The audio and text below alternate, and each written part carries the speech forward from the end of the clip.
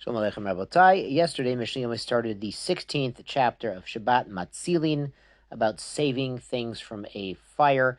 It was rabbinically restricted, as we saw, to save items that were threatened by fire, because somebody might, be very upset about losing his property and come to put out the fire. We mentioned yesterday that if there's actual threat to life or limb, the fire might spread, the fire might hit the gas line or something and cause a real issue that threatens human life, then certainly be permitted to put it out. We're talking about in ancient times when the buildings were stone and there wasn't really a danger of a fire spreading. Like if there was a fire in the kitchen in a stone building, then everything in the kitchen might be burned up, but not the rest of the house. So that's kind of the situation we're talking about, where they allowed people to save some of their things, so they wouldn't come to put out the fire.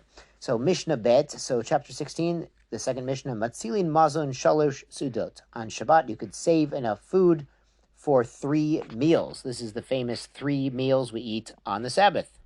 Hara'ui la'adam, food fit for people. La'adam, for people. Hara'ui lebehema, and food fit for animals, for the animals.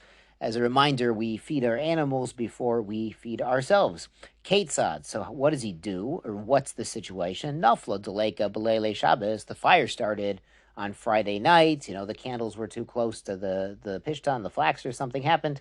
Matzilin mazon shalosh seudos. You could save food for 3 meals, because you need to eat 3 meals on Shabbat. B'shachrit, if the fire started in the morning, they've already eaten their dinner the night before. Matzilin mazon shtei seudos. You save food enough for 2 meals. You need 2 more meals on Shabbat. B'mincha, after lunch, mazon suda achat. So they would save food for 1 meal, what we call shalosh seudos, or the Sephardim call suda shlishit, which is the 3rd meal. Shalosh seudos just means there's 3 meals. 3 meals. So you save it for that meal. Rabbi Yossi Omer la'olam matzilin mazon shalosh sudot. He said we don't distinguish.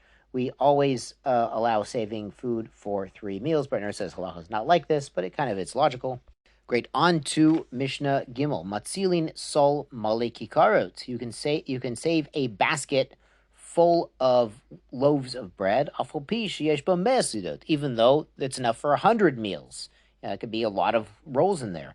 The eagle shell devela, and a round cake of figs. We mentioned this when we were talking about Truma and Meisers, how they would press figs into a cake. And that was sort of the finishing step. If they were making it into this cake, they would squish it down. The chavit shel yayin, or the barrel full of wine. So even though these things have more than 3 meals, they're 1 unit. You grab the whole cake of fig, you grab the barrel of, you get the barrel of wine. That's the thing to get there. The omer lecherim, and you can also say to other people in the vicinity, Bo, come, veitzilu lechem, and save food for yourselves. So he can get assistance in removing items that might be threatened with fire. And if the people are wise, osin imo cheshbon achar Shabbat, they can make with him a reckoning, a financial settlement after Shabbat. And the partner explains what's going on here is really they're taking food that's hefker. When the owner says bo etil lachem, he's making it hefker, and anyone can come and take the food, and it rightfully belongs to them. But if people are pikeach, they're yirei shemayim, they don't want to benefit at the expense of someone who Nebuch was misfortunate enough to have a fire, lo aleinu, so they might want to give him back the stuff that was his before he made it hefker, but they also might want to be paid for their effort. So therefore, they could be paid by the owner for the work they did in removing the stuff from the path of the fire, when they give back the items that they actually rescued. Mish continues, Lahechan matzilin, to where may he save them? So this sounds familiar from Mishnah Aleph, but here it's a little different. L'chatzar merevet, to a chatzar that has an eruv.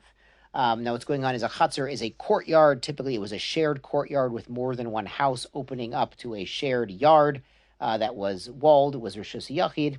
And to make it a shared property, they would put food in one of the houses that was shared among all of the residents of that courtyard, so they were all equal owners of the courtyard, and they could all carry there on Shabbat. So we're talking about taking the food out of one of these houses and putting it into the courtyard.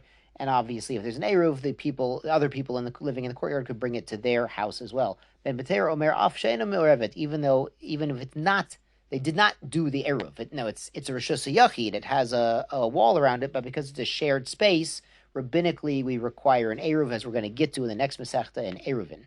Shkoyach Rabosai, sei gesund.